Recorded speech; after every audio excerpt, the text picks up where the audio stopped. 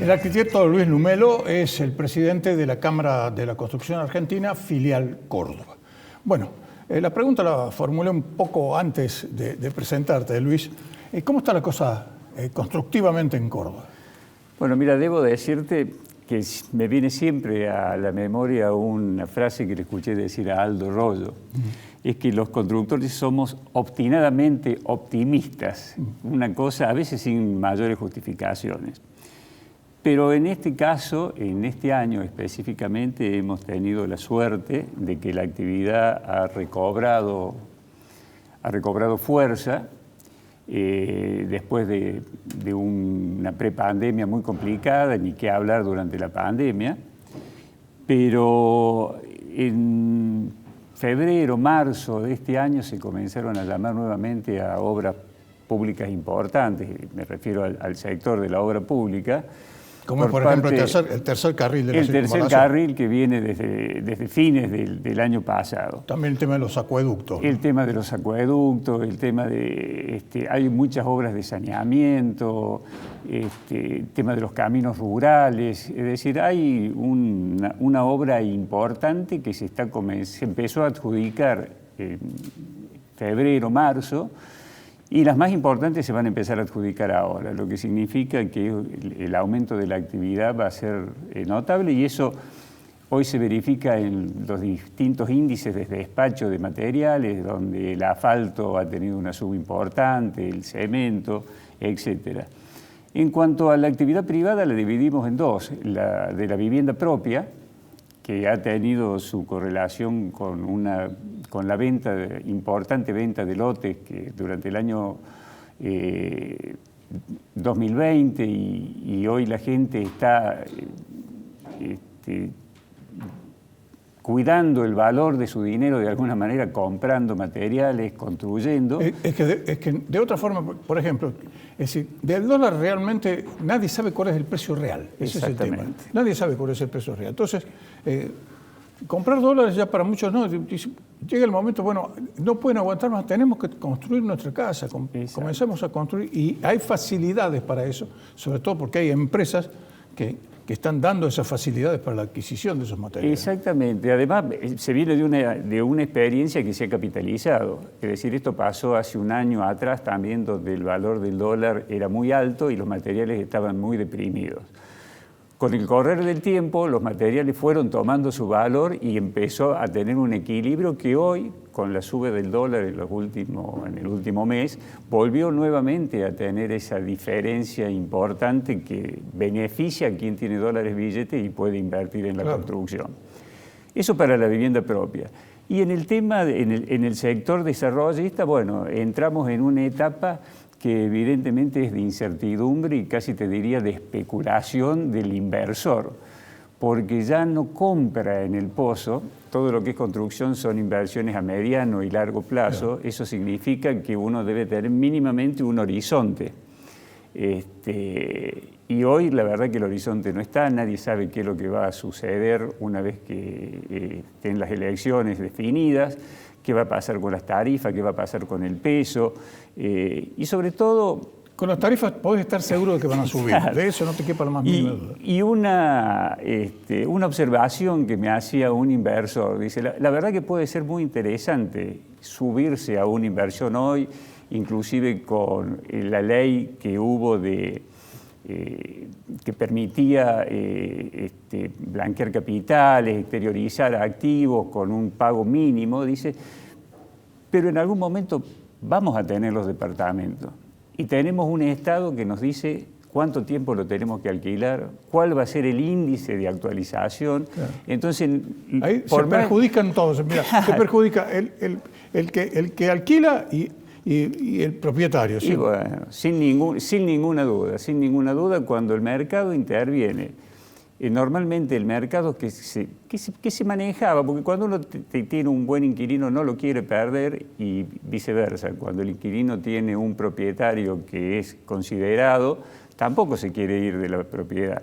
Esto se ha visto totalmente alterado por estas nuevas reglas de juego. Así es. En el cual... Viene una actualización ahora. No, claro, la actualización, los inquilinos se quieren morir. Es arriba del 40-45%, que de ninguna manera hubiera sido una actualización que si se hubiera pactado libremente. Entre partes, ¿no? Exactamente. Bueno, ¿y qué ha pasado con la mano de obra? Porque en un momento determinado había 50.000 vacantes en Córdoba, ¿no? Bueno, el tema de la mano de obra, el otro día había escuchado que el país no se creaba empleo, no se creaban nuevos empleos desde hace aproximadamente 10 años, 10, 12 años.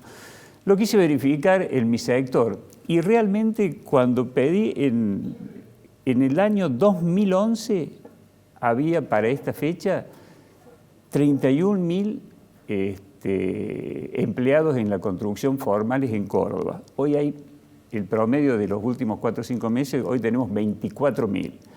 A nivel nacional había 410.000, hoy tenemos 350.000. Evidentemente, en 10 años, con el aumento vegetativo de la población, la necesidad de empleo que eso significa, nosotros tenemos en el sector menos empleos hoy que lo que hace 10 años. No únicamente que no subió, bajó. Una cosa que es realmente increíble. Sobre todo en un país con las posibilidades y el potencial que tiene. Sin ninguna duda. Y a esto se le agrega, lo que comenta Chavarría, que es el secretario general de la construcción, un aumento bastante importante de lo que es la mano de obra informal. Que nosotros ya hemos elevado nuestras quejas porque en definitiva creemos que no puede ser el Estado el que de alguna manera incentive eso a través de créditos a organizaciones sociales, que en definitiva es mano de obra informal. Efectivamente. Que no, con lo que significa para el trabajador estar fuera del sistema, no poder acceder a una RT, no poder acceder a su jubilación, no poder acceder al mercado financiero que hoy accede cualquier trabajador formal.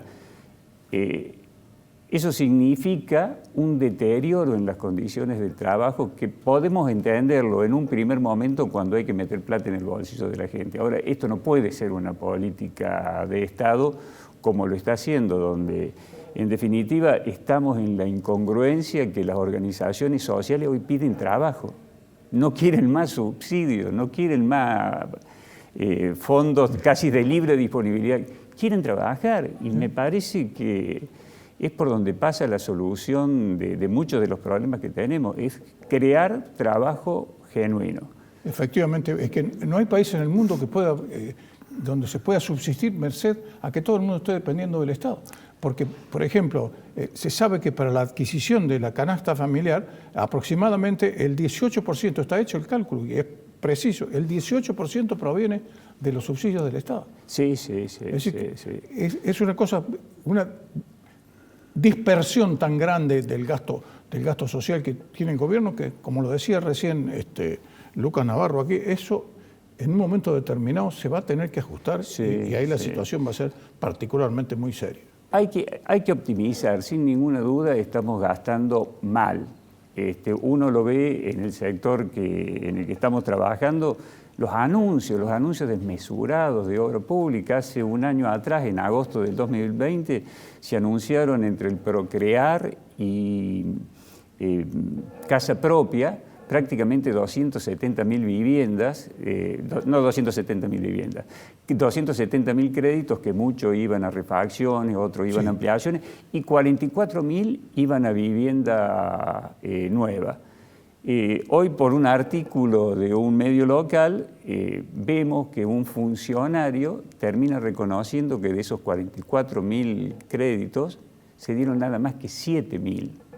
Entonces, entre lo que está sucediendo, entre lo que se anuncia y lo que está sucediendo, es decir, esto que dicen que se tiende a que la gente pueda tener mayor posibilidad de acceso a la vivienda, que nos parece perfecto. La vivienda es un bien que en nuestro país significa mucho.